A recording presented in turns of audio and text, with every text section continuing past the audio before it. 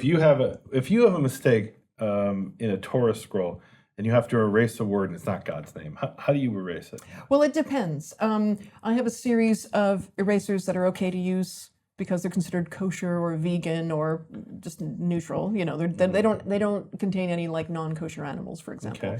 Okay. So that way it fits the halacha, right, the Jewish law component. But also you have to respect the materials. So you need to use like materials and techniques that are going to respect the materials that you're trying to fix and not cause any damage or not have any kind of like a long-term negative consequence. Do you have one of those erasers here? They're over there. But I do have a blade. Okay. Sometimes we'll just use a razor blade. Okay. It depends. I don't. And that doesn't have to be silver plated, right? Well, I do. You but do, really? I do, Okay. but a lot of scribes don't bother with that. So, Okay. and I'm not judging them. Okay. And then there's just your regular sort of X-Acto blade knife. Okay. So it depends. Sometimes you need to scratch it out. Mm-hmm. Other times it depends. Sometimes I will use. This is a bit of lava that I got when I was 12 in Hawaii on the beach, and you can see there's little bits of parchment caught in the holes of the lava. So That's actually what that is. What do you do with the lava? Oh, you scratch it out. Okay. You sort of grind it out. You can use glass. Interesting. Some scribes use glass. Really? Some actually are so skillful with these that they can literally like lift out.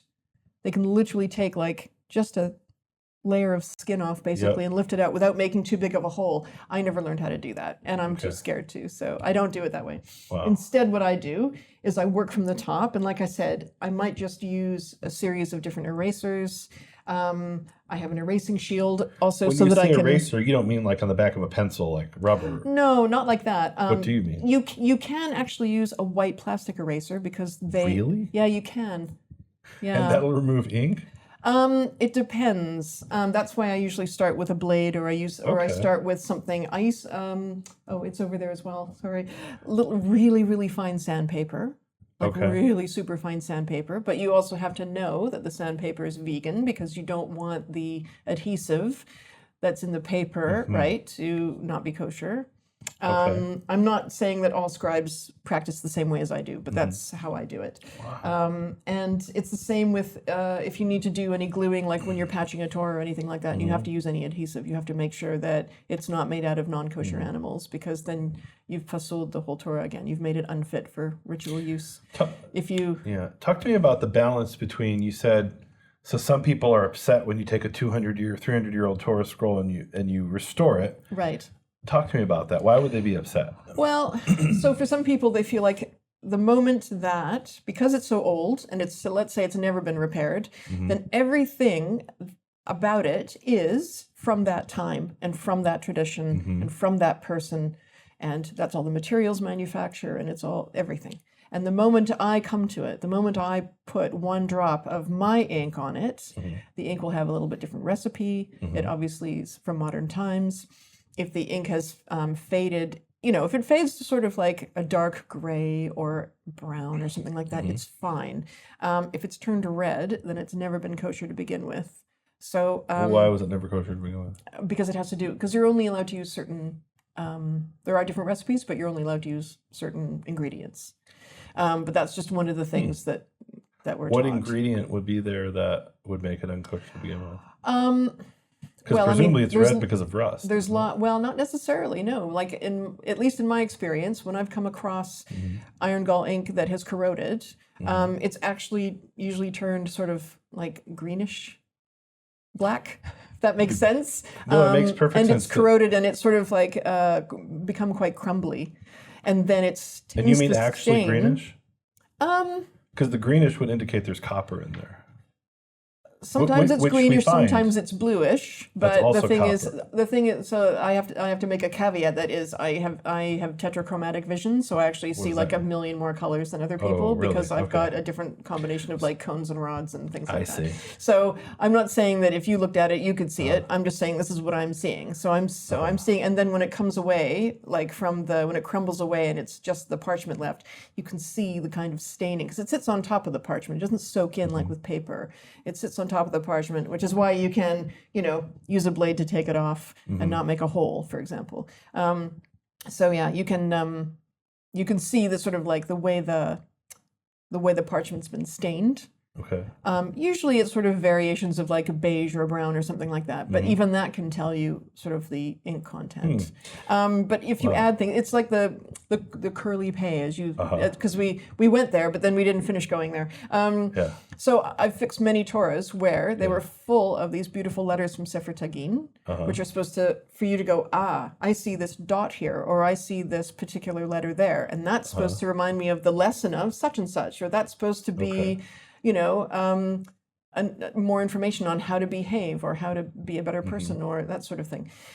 So there was a scribe that had gone through this particular Torah and several Sifrei, several Torahs that I fixed, where they went, oh, well, those aren't considered kosher anymore, or my tradition doesn't recognize those anymore, or never did. So they removed the curly pays. They didn't remove them. They just took a really thick quill and they just went, they just like covered up with a bunch of ink. They just covered up the curl to make one really big, thick, ugly tongue inside the letter instead of a proportionate tongue, which would have been nicer. They didn't take the time to do that.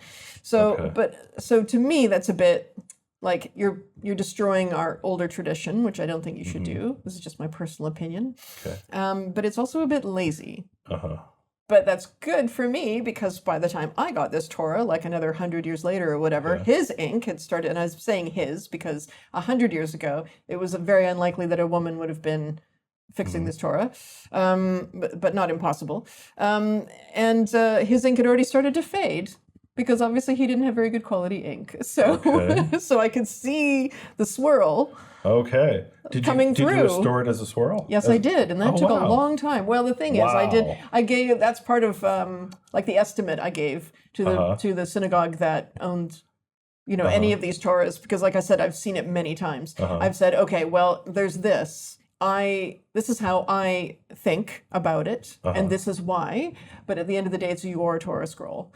So if I don't restore all of them, because they're not kosher either way, really. If it used to be kosher, we should leave it that way. But nowadays, they're not really considered kosher. But it would be really nice to bring back the tradition, I think, and so do several other scribes, male and female scribes. So, you know, so I leave it to them basically. So you talked before about how there were these innumerable rules and they're getting more and more strict. And you mentioned Sefer Tagin. So now's a good segue into, you were going to give an example of that from the curly pays.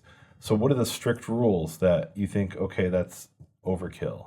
Oh, sorry. What I meant was like when someone comes along later and they find something to do with Sefer Tagin and they don't accept it, so they write over it so that it's modern looking now, and they've destroyed the Sefer Tagin element. So a curly pay is one example. Another example is there's a couple of kufs, letter kuf. It's where we get the letter Q from eventually in English, because English actually comes from the same place that Hebrew and Arabic and Greek and everything comes from. Now what we see all the time is kuf has a space, right, between its the long descender, right, the long leg, and also its roof. So there's a space there. You have to write a space. There's two instances, it used to be, you know, according to Sefer Tagin, where you would actually have that leg, that descender, like touching the roof. And they were for specific reasons, deliberately, they were for specific reasons, and they were to reflect a particular idea. So a lot of Torahs I've come across, also some other scribe has gone, oh, that shouldn't be touching, scrape.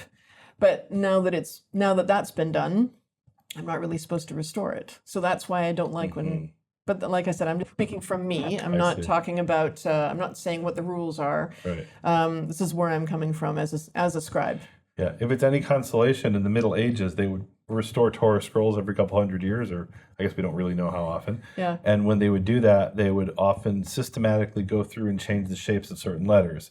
Like I saw one Torah scroll where every single hay, the left leg was originally touching the roof. And every single instance, except a few where he missed, the restorer came and scraped away, which is chak tuchot. So you're not supposed to do that, but whatever. Who's counting? So it violates a certain obscure rule, which actually is in the Talmud, so it's not that obscure. Not that obscure. It's actually makes it more universal that way. right. You know. So, but apparently he figured it was better to do that than to leave it as it is. And he did it systematically throughout the scroll, except for a few places where he missed. You could argue that it was already a letter hey, and then after he scraped, it was still a letter hey. Well, he scraped it because I think he thought it was a chet, meaning, or he knew it wasn't a chet, but it would be misinterpreted as a right. chet. So if he thought, oh, this person put a chet where there should be a hey, and he turned it into a hey from being a chet, then that is chok. Fair enough. Okay. But if he thought, oh, it's just one of these old-fashioned hays that we don't consider kosher anymore, because as you know, I mean, hay and chet used to look a lot more similar than they do now. Yeah, I mean, they still can be confused today, but okay. Yeah, especially exactly. in printed on the old printed books in the 19th century. Oh, terrible printing! Sometimes they're in the printing is so imprecise that they're indistinguishable. Sometimes a hay and a chet. Really hard, yeah. Because the top does touch there. It's true. Yeah. So. Yeah, I feel your pain.